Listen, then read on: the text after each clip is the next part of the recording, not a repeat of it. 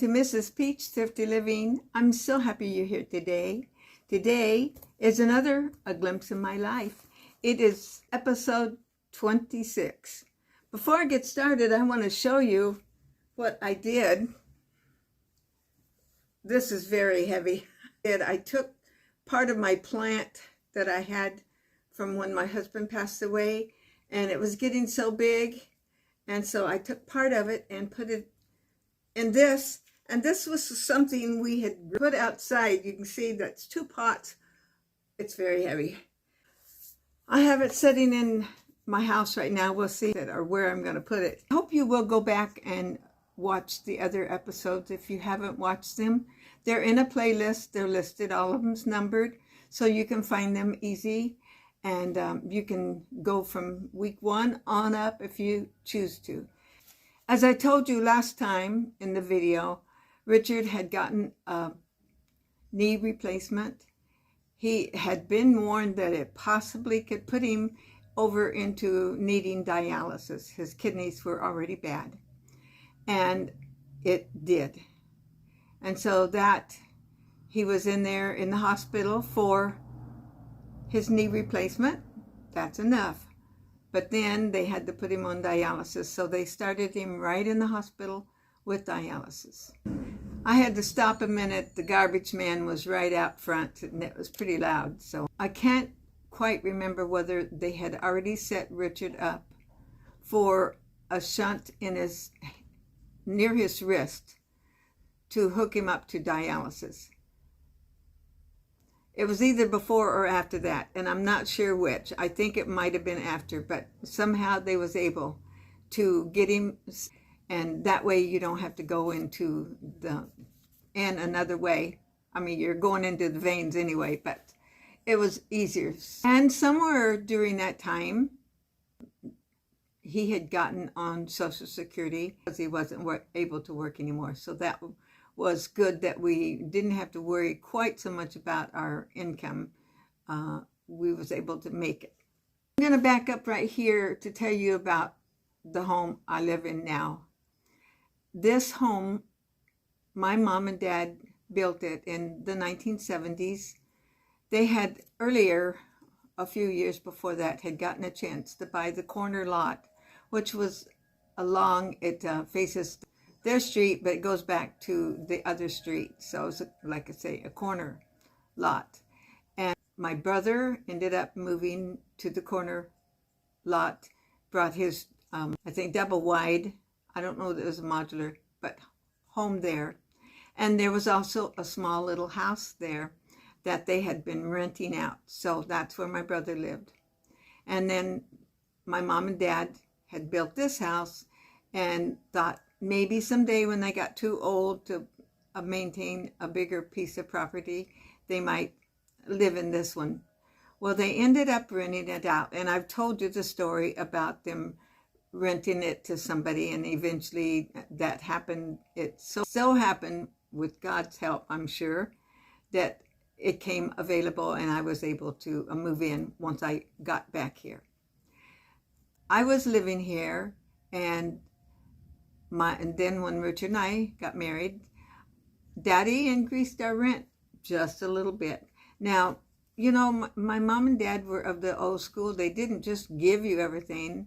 It was not horribly expensive and all that kind of thing, but they did charge me rent. And of course, if I wouldn't have had the money, and I'm sure they would have seen a way, but I had the money I was able to pay them my rent faithfully. Well, they always alluded to the fact that someday this property would be mine and my brother's over there where he lives. And the day came that they did, went up, and of course, you know, it's a lot of paperwork. You have to go to the county and do all that. So then my brother got the bigger lot with the little house in the corner lot, and 2 bedrooms, 1 bath, and a detached garage. All just dirt, you know, that kind of thing. It was new, you know, pretty new. Daddy and my uncle had built it. Before he had given it to us, we had continued to to improve the property. We had built that room on the house. And I say before, I can't remember it was before or after. I think it was before. We had built the room on the back and made it a family room. Eventually, we did some more remodeling and the wall knocked out and had the small bedroom in the front made into the living room. And this is a living room, dining room combination. And then, so that meant we only had one bedroom. So we made the family room back in the back a bedroom. We already had the bath. At that time, we had a closet built in and pocket doors put in where it'd be easy getting in and out to the bathroom. I know I'm going a long way around the track here to get to what I want to say, but Daddy and Mama willed us this property, or gave it to us, my brother and I. And then there's two more sisters. I know you heard me talk about them, and you've met both of them here on YouTube. They were the understanding that when Mom and Dad passed on, that they would get that piece of property. And then one could buy out the other, or possibly if they didn't want it, we could buy them out. But neither one of them wanted it once Mama was gone, and then it was up for sale. And they put it up for sale and sold it. Richard kind of wanted to buy it, and it might have been a good thing, but I never thought I'd want to be a landlord. Is any of you landlords out there? You know, the ups and downs. I'm sure, I mean, you know, it brings in income. If you're real handy, you might can do that. Another thing Daddy always said, and he didn't make us write it in writing or anything, but he did not want us to put our house up as collateral to borrow against our home. So that's always been a great thing, and I just was adamant that we would not do that, because this home would always be ours as long as we could pay the taxes on it. So that's what we've done, and that's been a blessing to know you have a place to live. I don't see how these people that's older can live comfortably and pay house payments or rent unless you're low income and can get some assistance. It's just amazing. I know just recently somebody I know rented a place, and she said it was very small, 2 bedrooms, very small. I think she said 800 or 900 square feet for $1,800. And like I said, we had continued to improve the property. We got a cement driveway poured, and then another time we had another pad or cement driveway on the other side of the house that could was like we used it for a pad for trailers. And now my son has his little tiny house on that is going to be able to be moved whenever he wants to move it. Just about every other year we either, and I know I've mentioned this before, but forgive me for being redundant, you know, your life is like you do the same thing a lot of times. Every other year, my sister and I would fly back to Texas and then ride with my other sister up into Oklahoma for our family reunion. And that was an awesome time to be able to see our aunts and uncles who have now all passed away. By the way, I want to stop right here and remind you, if you have not went to my story time, Dad's Family, 18 Children, that tells about his family. His mom and dad had 18 children. Daddy was number 4, and there's a story about each one. Some of them are longer, some of them are shorter. There's a lot of funny things in there that they did, and different ones have told about, and I think you will enjoy that series.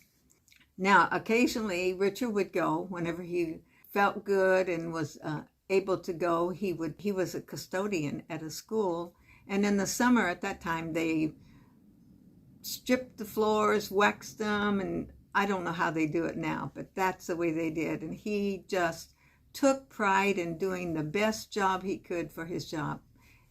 Once in a while, when he could, he would go back with us, and we would drive then. One year we even took Barbara's car because it was nicer and newer at that time than ours. He was the one and only driver of the whole trip. Most of the time we would either stay at Fin and Feather, which is a wonderful little resort back in Oklahoma, or Ten Killer Dam, where they have cabins, and so nice. And this last time we was able to rent an Airbnb for us, and that was awesome. And you can go back and watch some of those videos that this last summer, I think it's called My Summer Trip or something like that. Josh was growing up. You know, I've told you about our son Josh, our surprise in life, our wonderful surprise in life. And Richard was total involved in all of his games. He was coach, assistant coach, whatever they needed. He'd drive the kids to the games. And he was a hands-on daddy, total number one hands-on daddy. At one time, I will have to, now I'm veering from my notes on this one, but at one point, this was a story they told that he had taken them to another town, and he did not, for them to play the game. I think it was basketball. And he did not agree with the umpire's call on it. And he argued the point. Not good. I guess maybe more, he might have been warned once, but he did argue it again, and he got kicked out. The kids laughed about that so much. So he was standing up for his kids. I know I talk about my dad's family a lot, and my mom's family was closer here. My grandma and grandpa lived a few blocks from us. My grandpa died when I was 9. I don't remember a lot about my grandpa. I do remember he was a little on the grumpy side, or at least that's what it appeared. And I hope and pray I don't ever appear to be grumpy. Now, I know Grandpa had a lot of good points. Now, Granny, we called her Granny. She was the sweetest lady you ever want to meet. And she did a lot of things that, she was very talented. She took care of her family. I remember having tea with her. And she always had a puzzle out. She liked to do puzzles. And she loved to read. And she was a member of a book club. It was a Christian book club.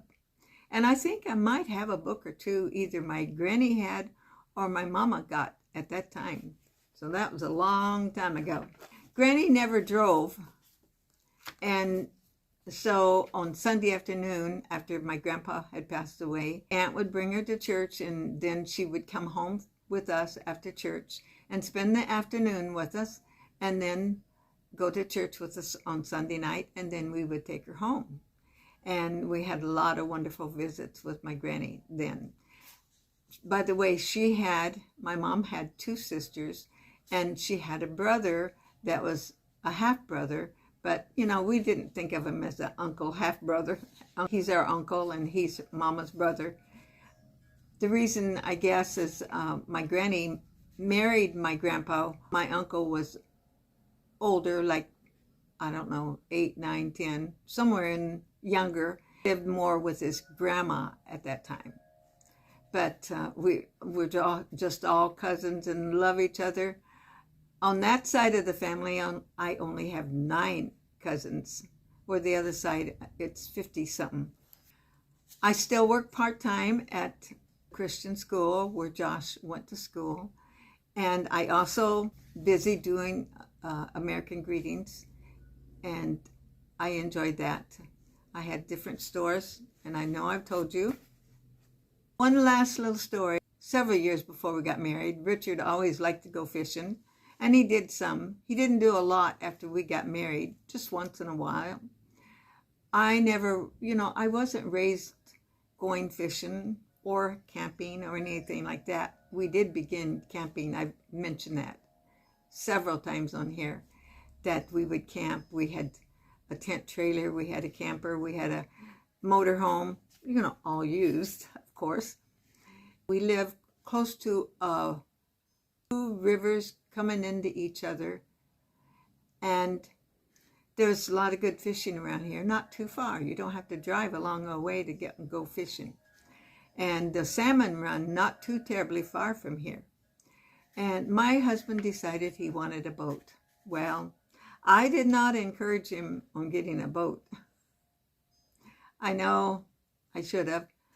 But, I mean, you know, if when he'd mentioned, I would not, like, sound excited, or I don't know whether I gave the reasons why he shouldn't or not.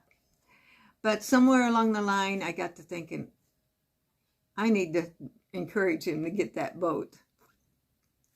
I thought, if he passes away or if he ever dies, I will be so sorry that he didn't get his boat. Well, so then I said, okay, what about you getting a boat? And he went over and bought a brand new boat. It wasn't I don't know. I think it might have been $6,000 at that time. Had a motor on it, and he was so excited about that boat. And he went fishing ever so often, not a ton. And so, you know, we had that boat for years, and gradually over the next few years, he didn't use that boat hardly at all. And finally, he did sell the boat. But I'm thankful that I encouraged him, gave my blessing for him to get that boat. You know, we can live a life of no regrets, or try to live one. And I've had my share of regrets, and I've had my share of happiness. And, you know, in all of this story, we just want to remember Jesus was with us every step. I will be going on to tell you more about his dialysis and things going on. There's a lot more, but I think probably I've went a long time on this, and I'm going to have some editing to do on this one. I hope you always remember Jesus loves you, and do live your life that you won't have any regrets. And if you live your life with Jesus there at the very center of your life, you're going to be a happier person, knowing that someday we'll be with Jesus in heaven. And that someday I'm going to be with Jesus, and I'm going to be with my husband again. I don't know how that works, and I'm not going to get into that because I don't even understand exactly. But Jesus is coming. I want to be ready whenever that time comes. And I hope you'll come back next time. Be sure and watch. I have so many different subjects. Go look at my videos and my shorts. I have a lot of fun shorts that I always looking for an opportunity to do one. And I enjoy that. And I love to do the videos today. I'm going to go meet my friend for lunch. God bless you special today. I'll look forward to seeing you tomorrow.